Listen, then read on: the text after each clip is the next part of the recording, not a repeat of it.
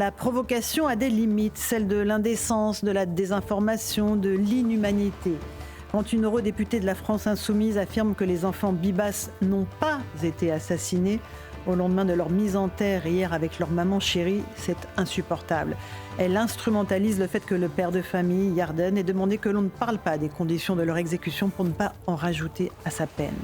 Quand elle déclare que le Hamas a une action légitime du point de vue du droit international et détient un droit à résister contre une occupation étrangère, alors que cette organisation terroriste a perpétré le pogrom du 7 octobre, c'est insupportable.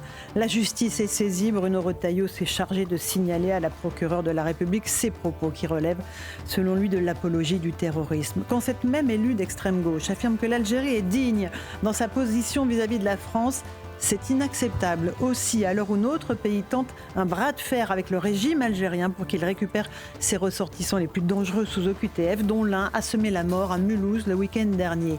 Jusqu'à quand allons-nous accepter ces insultes faites au nom de la République par des gens qui, au fond, sont des ennemis de la France ? On va en débattre ce soir dans Punchline.